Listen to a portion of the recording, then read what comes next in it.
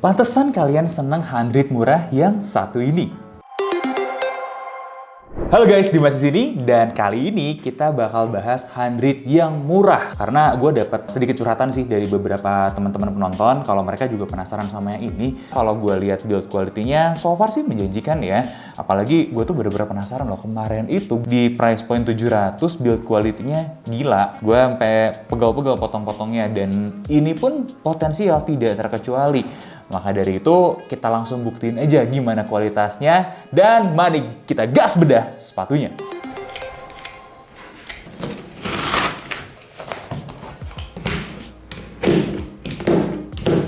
Dan ini dia handrit Soft Stride.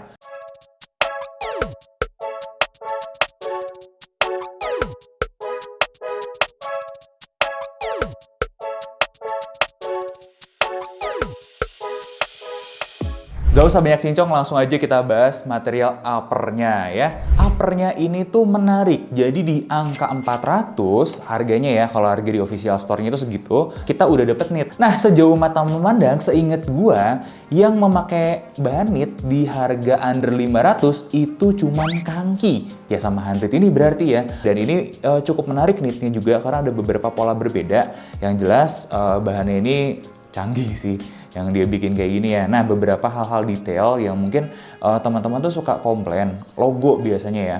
Logonya handrit ini masih terbilang acceptable dengan ukuran segini ya. Nah, yang gue pribadi suka sebenarnya dari material upper itu adalah mudguard-nya.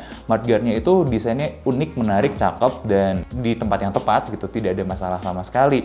Kemudian desain-desain yang lain, detail-detailnya kalau kita lihat ini nih mungkin dari kamera nggak terlalu kelihatan ya.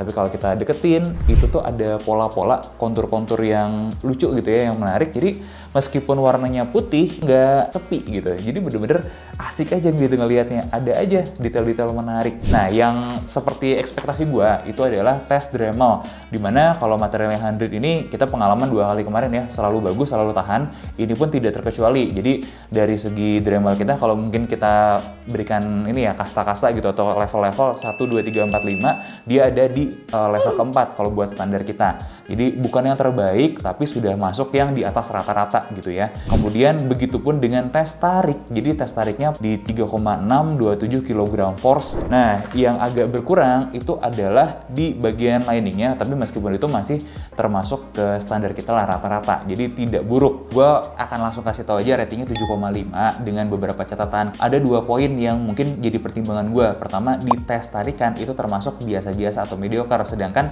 rating-rating 8 itu biasanya dihuni sama yang tes tarikannya sudah lebih baik lagi. Terus yang kedua, itu di bagian liningnya tadi. Jadi termasuk yang mediocre. Nah, angka 7,5 itu termasuk angka yang menengah baik. Jadi menurut gue sangat layak lah untuk kita nilai di angka segitu. Next kita bahas midsole-nya. Nah, jadi karakter midsole-nya ini di antara Eva dengan Pylon ini jadinya menarik guys. Kenapa? Karena Eva itu biasanya kan cukup stabil. Kalau Pylon itu relatif ya, ada yang stabil, ada yang enggak, tapi yang jelas dia pasti empuk. Nah, dia itu karakternya itu empuk tapi cukup stabil. Kalau kita tes durometernya itu ada di 14 HA. Insole-nya juga menarik. Kalau analisis gue Ortholite tapi bukan yang paling mahal. Nah, ini juga empuk di 19,5 HA. Buat kalian yang mau beli handrit dengan tipe-tipe sepatunya Casion, nah ini sepatunya. Memang angka-angka, data-data semuanya menunjukkan seperti itu juga di midsole dan sudah tepat. Menurut gue, perlu gue note aja, empuknya itu tidak lembek. Jadi dia masih relatif stabil sampai tingkat tertentu. Dan ini potensialnya oke untuk jalan dan untuk berdiri. Nanti kita coba gali lebih dalam ya. Nah, kalau buat di outsole-nya sendiri, bahannya TPR, standar ya. Kemudian tebalnya itu 2,7 mm, tapi gue tuh agak curiga sama bahan ini. Meskipun durometernya itu 55,5 HA, tapi tidak terlihat dia bakal durable. Dan ternyata ya bener aja, setelah di Dremel pas banget habis di 30 detik. Jadi bener-bener ngepas banget. Kalau kalian mau ada bayangan, ini termasuk rata-rata yang agak bawah. Yang hasilnya mirip kayak gini kemarin ada Likan juga sama kayak gitu. Kita berikan rating 5 dari 10. Nah, bentar-bentar, gue kasih POV sedikit. Jadi materialnya ini tuh ada yang di trade offin. Karena apa? Mungkin dengan harga segitu mereka tidak bisa dapat yang performanya diinginkan. Misalnya biar yang penting gripnya dulu deh. Nah, dikorbanin lah si ketahanannya. Karena kalau lebih durable pasti lebih keras. Dan kalau mau dapat yang durable tapi gripnya bagus, itu bakal mahal banget sih biasanya, karena ya itu kejadian di Continental, di Vibram gitu ya, sama ada 1-2 lagi lah kemarin kita sempat nemu lagi yang lain. Jadi itu guys, ya pasti ada trade off lah, dan kita memaklumi mengingat harganya yang murah. Jadi kalau kita ngomongin material, sebenarnya dia termasuk menengah aja lah, ratingnya di 6,25. Nah kalau boleh ada kritikan, sebenarnya cuman di bagian tali-taliannya, tapi nggak apa-apa juga gitu. Kalau buat standar running shoes kok agak kurang greget gitu, sama nggak ada runners lock-nya. Tapi kalau buat standar walking shoes ini sangat oke sekali. Nah nanti gue punya POV khusus tentang itu ya. Oh iya, kalau yang gue suka lagi juga, gue lupa mention tadi nih, 100 itu tuh kayaknya memang ciri khasnya bikin gradasi warna di midsole-nya, karena beberapa kali tuh gue lihat selalu kayak begitu. Dan ini menarik guys, karena dia bikinnya selalu bagus gradasinya. Nah itu sesuatu yang patut buat kita notice juga kalau kalian into sama desain kayak begitu ya. Oke, kalau kita ngomongin konstruksi, nah ini dia nih yang kita tunggu-tunggu, karena kita pun sangat penasaran. Jujur kita paling berharap sama 100 itu adalah ketika mau ngebongkar-bongkarnya. Ya bukan gimana-gimana, gue juga capek sebenarnya ngebongkar 100 itu dari kemarin, tapi ya gue senang aja kalau nemu tantangan menarik gitu pas lagi bongkar-bongkarnya. Mohon maaf guys, ternyata enggak. Nih kalian bisa lihat sendiri, gue bisa bongkar upper sama midsole-nya pakai tangan. Dan ini kalau di alat itu termasuk yang standarnya rendah gitu. Cuman agak nggak valid juga karena nggak semuanya ketarik dengan baik. Jadi ada yang ketariknya itu bener, titik pengelemannya, ada yang materialnya kalah saking lembutnya gitu ya si material midsole-nya. Makanya ini terlalu cepat lah kalau kita simpulkan ini lemah. Tapi memang di beberapa titik kita temukan, satu nih di alas itu tidak dilem dengan full gitu, terus bagian yang kelemnya pun masih bisa kita tarik ya untuk beberapa titik tuh kan. Gue tarikin lagi juga masih bisa. Ada yang oke, ada di beberapa titik lain yang lebih di ujung-ujung itu lebih bagus, tapi agak ke dalamnya nggak sebagus itu.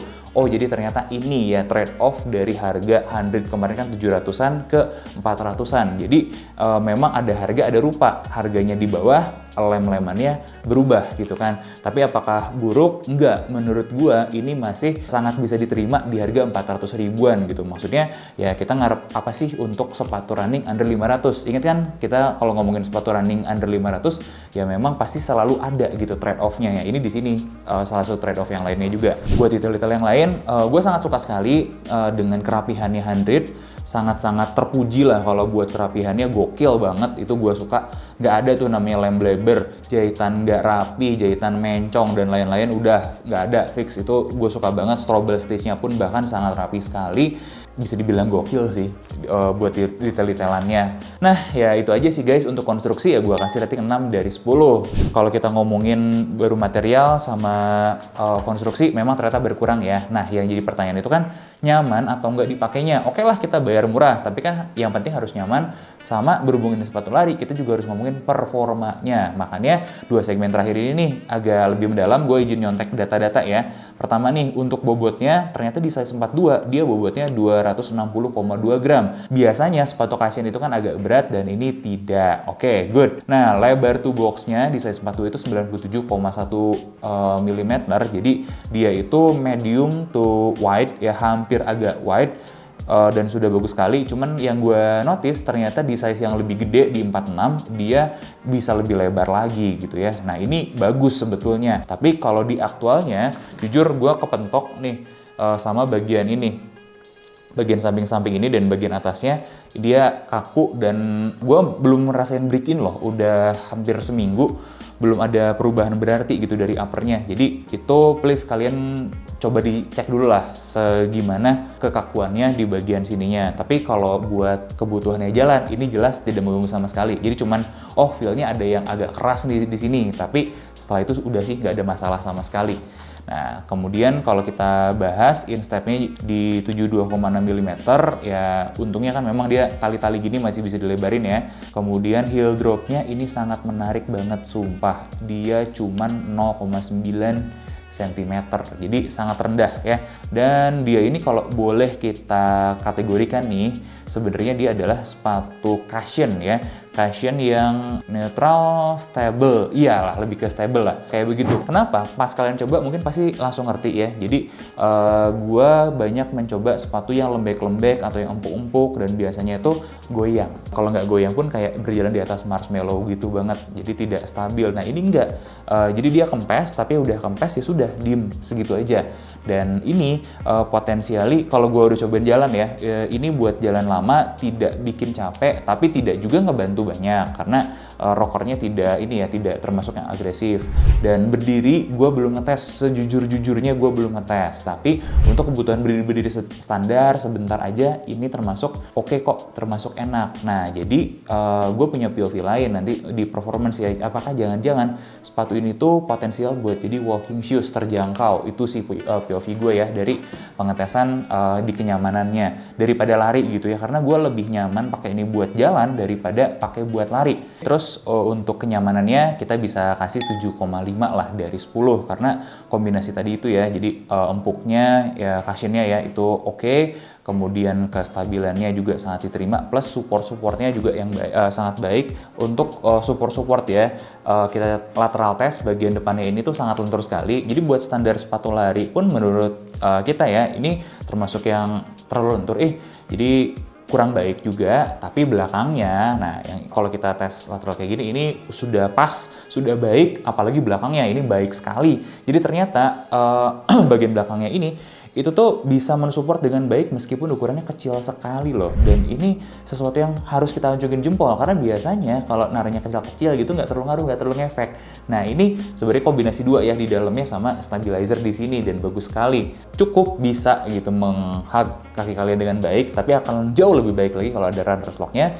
Dan kalau di depan sini dia juga terbilang kaku ya di upper. Ini karakternya itu lebih ke absorb energi daripada memantulkan energi. Jadi kan kalau cushion tuh sebenarnya yang bener kayak gitu ya. Tapi kadang-kadang ada yang masukin tipe yang bunch banget, itu juga ke tipe cushion. Nah padahal memang kalau tipe cushion yang tepat itu adalah yang energi absorb. Nah ternyata dia juga energi absorbnya cukup banyak. Dan kalau kalian mengharapkan responsiveness, tentu tidak. Nah, buoyancy-nya juga agak terlambat, ya wajar, karena kan dia menyerap energi gitu, dan bukan langsung dipantulkan balik. Ya, meskipun pantulannya memang tetap masih ada. Jadi, gue belum bisa komentar banyak, mudah-mudahan nanti bisa diupdate. Yang jelas, dari test run kita untuk 10K juga, dia tidak termasuk yang luar biasa, dia termasuk tengah-tengah aja. Semua performance-nya pun sebenarnya sangat baik kok untuk kelas harganya 400.000.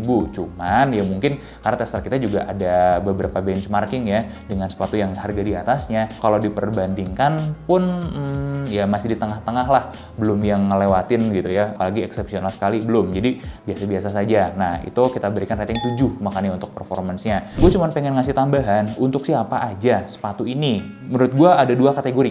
Yang pertama adalah pemula, apalagi pemula-pemula ini yang sudah paham dengan 100 ya, sudah cocok dengan 100 dan mereka butuh sepatu cushion. Jadi baru mulai lari, nggak butuh cepat, nggak butuh yang responsif, pengen yang empuk-empuk aja, yang cushion aja. Ini pilihannya sempurna sebenarnya buat kalian. Kenapa ya? Harga terjangkau jelas. Kalian trust sama brandnya, iya oke. Udah familiar gitu ya fitting-fittingnya. Dan ya bisa dibilang hampir nggak ada yang salah sih. Ya selain beberapa soal durabilitas itu jadi trade off-nya aja. Tapi kan beli 400 bos. Memang nggak bisa kita ngarepin tinggi-tinggi juga kan durabilitasnya. Nah sama tipe kedua buat orang-orang yang mencari walking shoes. Karena gue melihat potensi sepatu ini sebenarnya akan lebih besar sebagai walking shoes daripada running shoes guys. Jadi mungkin izinkanlah tahun ini gue bikin rekomendasi walking shoes jilid 2, dimana yang belum masuk kemarin akan kita masukin, tapi tidak menihilkan yang kemarin ya. Dan gue menominasikan ini sebagai salah satu walking shoes yang layak gitu ya buat masuk ke sana. Mungkin gue mengambil kesimpulan kalau harga yang ditawarkan versus dengan quality ini masih terbilang fair. Yeay, dan 100 kita berikan rating 6,6 dari 10 untuk yang soft stride-nya ini ya. Jadi overallnya sepatu menarik, menjanjikan, promising, terutama untuk menjadi walking shoes. Gimana menurut kalian? Kalau barangkali ada yang udah pernah coba, tolong komentar di bawah. Oh, paling satu aja kekurangan kalau dia mau jadi walking shoes, kurang warna aman. Misalnya all black atau abu-abu gitu semua. Ya warna-warna aman lah. Karena ya kita pasti akan butuh warna-warna kayak gitu untuk dipakai sebagai walking shoes, kemudian buat ngantor, ya nggak sih? Ya coba komen di bawah nih. Tapi mudah-mudahan Huntirnya denger ya dan bisa menjadi masukan yang menarik buat mereka. Oke, gue Dimas undur diri. Sampai ketemu di video selanjutnya. Jangan lupa like, komen, dan subscribe.